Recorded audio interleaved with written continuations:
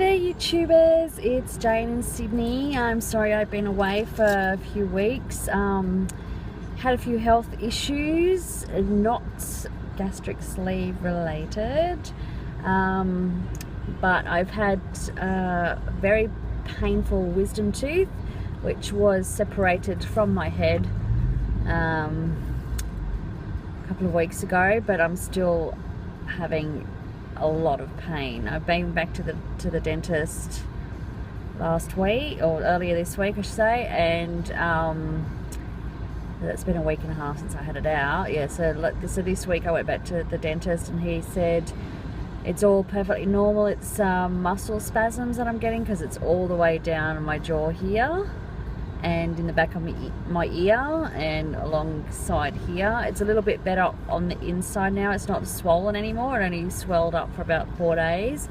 But this pain, these muscle spasms or whatever it is, apparently from the pressure of taking the tooth out and all the work that he was doing,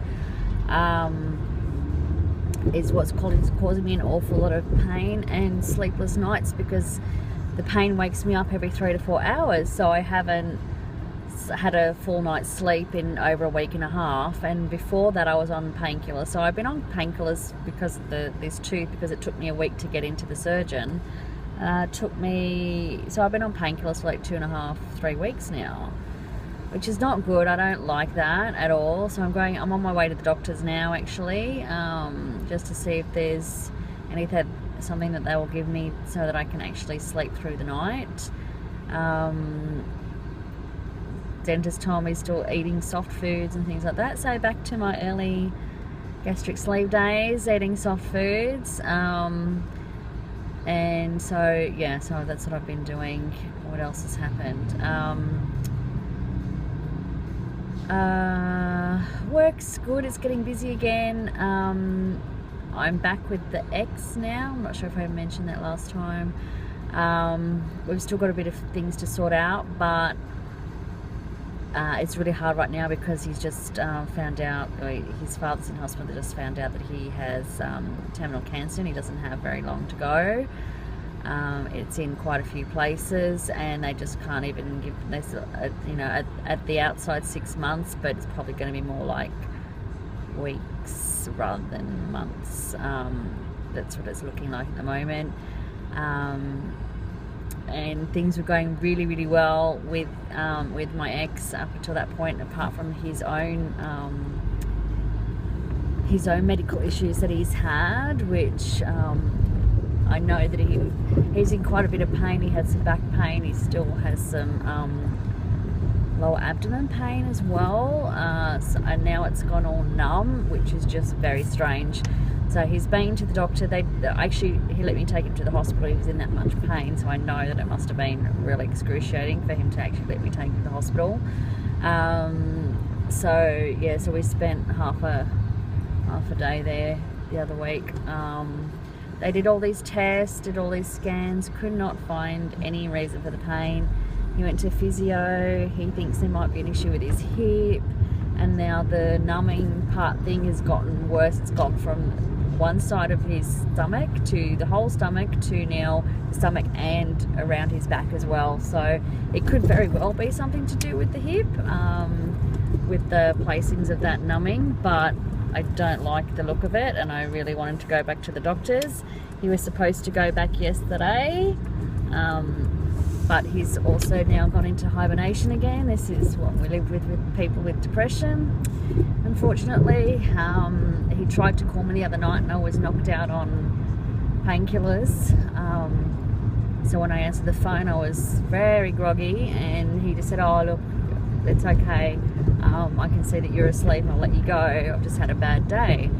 But he called about 10 o'clock at night, which is quite unusual for him to call me at that time. So I know that it must have been something like upsetting for him. And I've been spending quite a bit of time over at his place, like every second day, if not more. And that was like the first day in a while that I hadn't been to his house because he'd said he wanted some space. So I gave him the space and then he calls up and yeah. So I tried calling him the next morning so many times. He wasn't answering the phone. Tried texting him, calling him.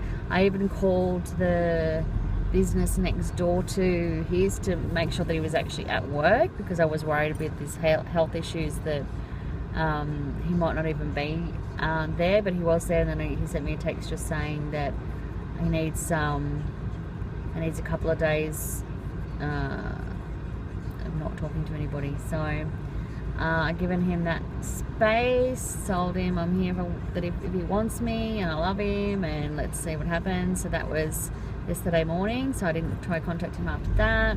Haven't contacted him at all today. I did send him an email, but that was business related stuff. And I've got some people to call because the girl who was working at his cafe has had to leave, so I have to replace her, and he's not good at doing interviews. He doesn't have the patience for it. And to be honest, I understand why, because it has been an absolute nightmare trying to get somebody to work. Seriously. The people are... I've been pretty clear in the ad about what we're looking for, and that it's a casual position, we can't guarantee hours and things like that. So, you know, there's a lot of people it's not going to suit. But then if you're looking for work as a motor mechanic, why are you answering the ad for a cafe assistant? If you're looking for work to display your art, why are you answering an ad for a cafe assistant? I got so tired of going through all these emails that I got sent. I contacted the government agency that sets up the website, and to say, well, obviously these people are just trying to get their benefit money, and they're applying just, you know, to say they've applied for jobs. And I got some stupid reply back saying, oh, well, you have to take that up with Centrelink and, you know, case by case basis, report them. It's like, yeah, I'm just telling you how much time I've wasted going through all these CVs, and now by case I'm supposed to report them. Who has time for that? It's bull, absolute bull. Anyway, then I found another site. Anyway, I've gotten a few people, and I set up some interviews, and out of those interviews, let's see, I set up probably around about 10 interviews. 2 people turned up. 2 out of 10. One person turned up 45 minutes late. I'd already left. Sent me a text message saying, I'm here, I'm at the cafe for my interview. Seriously? You're 45 minutes late. You send me a text as you're saying you're at the cafe and the cafe's closed. Well, yeah, the cafe's closed because the interview was 45 minutes ago. So I basically just said to her, listen, like, it's just too late. And she's made some excuse about, oh, the traffic was bad and I was driving, so I couldn't call you. So I gave her the advice, in future, what you do is you pull over and you make the call, or you never get a job. Duh. So I got really tired of that. So then I've been just going through CVs and emailing first to see who gets back to me and asking for people's availability, because I'm sick of getting people who are not available at the times that we need them. And so checking their availability, and then I've got a short list of people I'm going to phone this afternoon, and if I like the sound of them on the phone, then I will invite them in for an interview. But I had a guy came for an interview, and like, it really clearly says it's a casual job and everything, and he's looking for a full-time job. I said, well, why did you apply for the job?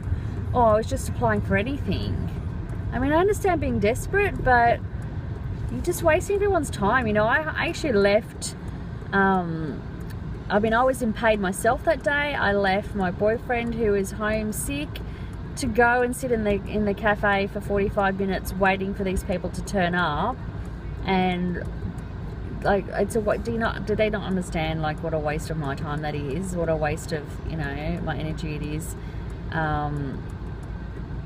to go out of my way for them? It's just ridiculous. So yeah, so coming at it from a different angle, this is a bit of a rant, I understand that, and it's got nothing to do with weight loss at all. So I'm going to give you my stats now, however how many minutes we're into this now. But so at the moment my weight is 72.1, so I'm very happy with that. Very, very happy. I've got another, I think it's 5 weeks until I go to the States, so I'm hoping to get under 70, definitely under 70 by then. So to be in the 60 kilo range, which I'm so excited because that'll be the first time I've ever been close to 65 kilos in like 20 years. So I'm just ecstatic.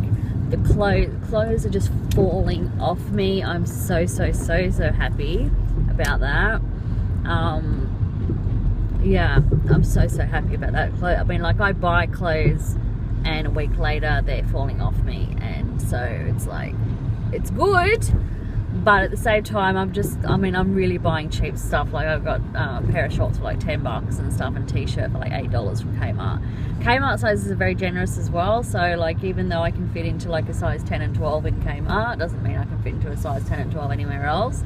But coming from having to buy size 18 in Kmart, I'm pretty bloody happy with that, to be honest with you. So yeah, so that's really nice, and I really notice the difference myself now, like especially when I'm wearing work gear and stuff, like even my tops that I bought ages ago for work, which I don't wear very often, but I have them and they're handy now because they fit me much better. They're a size 16, so they're quite loose on me, but they fit me very well. So I'm very comfortable in them, let's say. Sorry, just trying to get around this bloody traffic somehow. You would think the middle of the day wouldn't be that busy, but it is. It's like, what was it? Oh, it's 1:45 or something. At least we don't have school zones at the moment. At this time of day, it's not 2:30 yet. So in Sydney we have this thing, for those of you that don't live around here, that near, I think it's probably over the whole of Australia, to be honest, but near schools, any kind of schools, like for primary or secondary school, at certain times of the day when they're on their way to school, when they're going home from school, the roads, there's a certain distance of roads around those schools that are 40 km/h zone, so you can only drive 40 k's an hour, you know, to keep the kiddies safe and stuff like that. So it does get a bit annoying because there's a lot of schools I go past on my way home, so that can be a bit annoying in the afternoon, but today is not that day because it's early. Well, I think that's all of my news at the moment for today. I just wanted to get something on here. Sorry, it's not very weight loss surgery related, but I will do another update shortly. I just wanted to get something on here to show you guys that I'm still here, that I'm still progressing, that I'm still going strong, and hopefully I will get another video up with a bit more weight loss surgery information on there for you. All right, take care everyone, bye.